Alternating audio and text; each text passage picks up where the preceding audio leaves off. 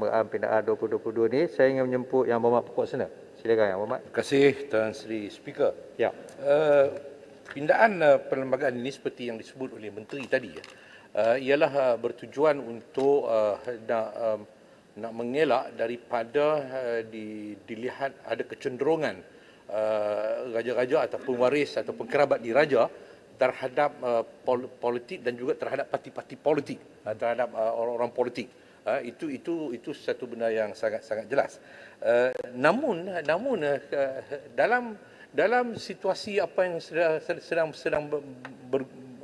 berlaku sekarang ini pun, kita lihat persepsi ramai bahawa ada kecenderungan daripada kerabat ataupun waris raja-raja ini, keluarga di raja-raja ini yang mempunyai kecenderungan terhadap politik.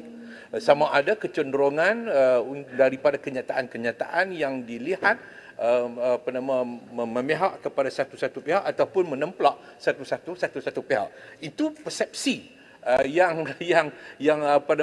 dilihat daripada pembacaan apa yang berlaku dalam media sosial sekarang ini.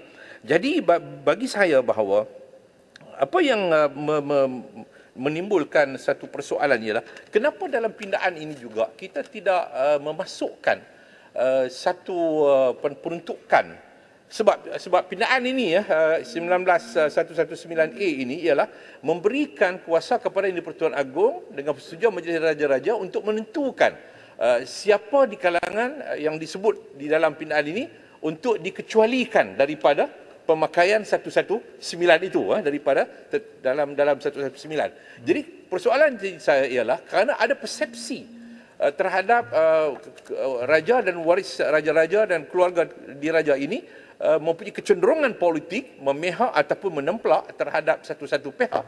Kenapa kita tidak juga memasukkan supaya diberikan hak ruang kepada Yang di-Pertuan Agong dengan persetujuan Majlis Raja-Raja untuk menentukan mana-mana keluarga waris raja-raja yang mempunyai minat, kecenderungan dengan politik ini untuk mereka ini menyertai politik secara sah untuk mengelak daripada persoalan ada kritikan yang tak sepatutnya terhadap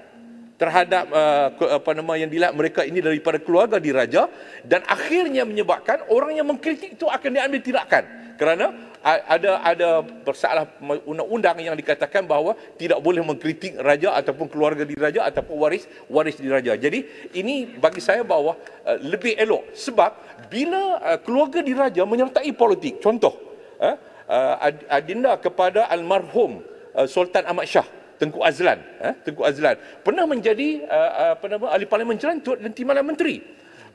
Adina kepada Raja Perlis pernah menjadi ahli Parlimen Arau dan juga pernah menjadi exco kerajaan negeri dan juga ahli Dewan Undangan Negeri. Jadi lebih mudah untuk kita bertempur dari sudut politik itu. Kalau ada orang nak mengkritik mereka, dia bukan mengkritik kerana dia waris diraja ataupun keluarga diraja, tetapi kita mengkritik dia kerana dia seorang ahli politik.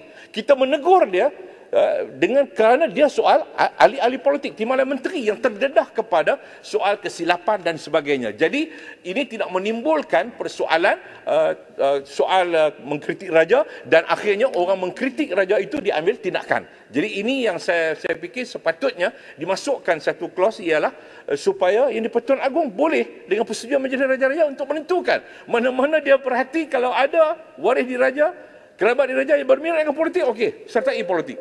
Jangan buat kenyataan-kenyataan yang menyusahkan orang lain untuk membuat teguran dan sebagainya. Kemudian saya juga ingin mendapatkan satu penjelasan daripada yang Berhormat Menteri sebab di sini juga disebut dalam pindaan ini, cadangan pindaan ini ialah iaitu Yang di-Pertuan Agong dan juga dengan persetujuan Majlis Raja-Raja untuk menetapkan suatu pengecualian kepada mana-mana raja dan isterinya, mana-mana Yang di-Pertuan Negeri dan isterinya, dan mana-mana bakal raja, waris ganti dan waris lain raja dan isteri mereka, dan mana-mana orang lain.